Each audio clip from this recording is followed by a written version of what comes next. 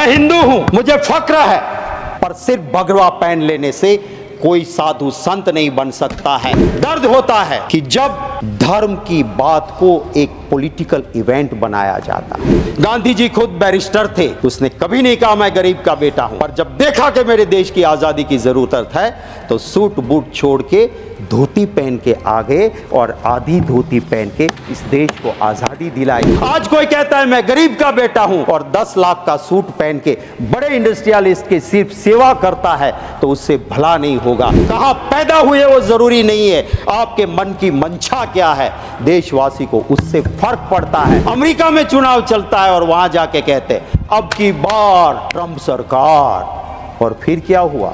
आज 220 इंडियंस को वहां से निकाल के वापस भेजा, सबसे ज्यादा उसमें मेरे गुजराती है। जाइए, आ गई आपकी सरकार, बचा लो उसको, रख दो वहां पे। आपकी राजनीति की वजह से वहां हिंदू दिक्कत में है। लाल आंख दिखाओ ने जाके, जाओ पास के कंट्री में जहां पे मेरा मंदिर टूटता है, मेरे हिंदू पे अत्याचार होता है, जाइए 36 का सीना लेके, 56 का सीना लेके बचा लीजिए उसको। इस सरकार को वो हुसैन भाई पसंद नहीं है पर शेख हसीना पसंद है।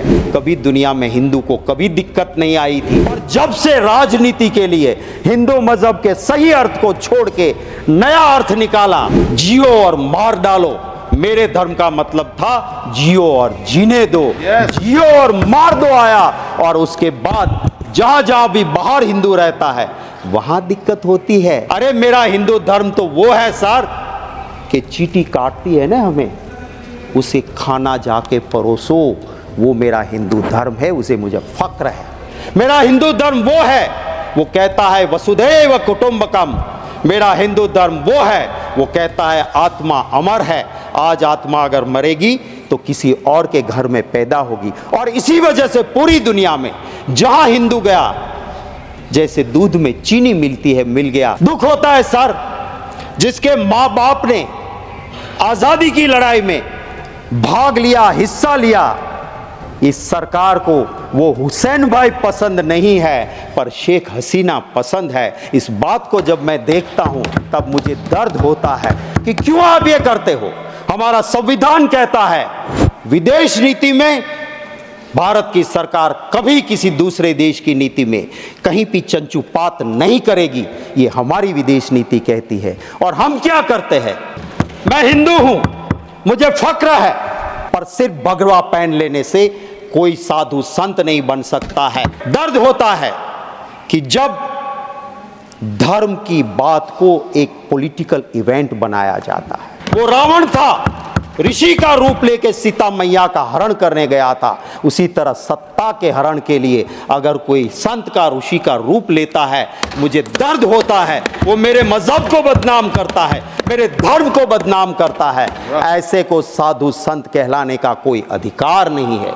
दुख है इस बात का, आज भी कुछ ऐसे संत हैं जिसको देखते उसके चरणों में मस्तक झुक जाती है। मेरे मजहब में ऐसे धर्म गुरु हुआ करते थे कि राजा, सत्ता पे बैठने वाले उस राजा को भी पीठ पे वो पहले दंड मारते थे कि राज सत्ता पे बैठने से पहले याद रखना कि तुम्हारे ऊपर भी धर्म सत्ता है। पूरा कैमरा दिख रहा है, जैसे क्रिकेट में वो चीयर गर्ल्स आते हैं, मुझे दुख होता है। मेरे साधु संत मेरे लिए मेरे दिलो दिमाग में रहते हैं, मैं नमन करता हूँ, पर सिर्फ वो कपड़े पहन के किसी वीआईपी को नहलाते हैं, क्या ये अच्छा लगता है? साधु संत का काम है क्या? दर्द होता है उस वक्त पे। मेरा हिंदू धर्म वो है, वो एक गरीब के लिए भी कहता है कि मन चंगा कथरोट में गंगा। जाने की जरूरत नहीं, तू गरीब है भाई, तेरा मन साफ है तो तेरी कथरोट में भी मां गंगा है।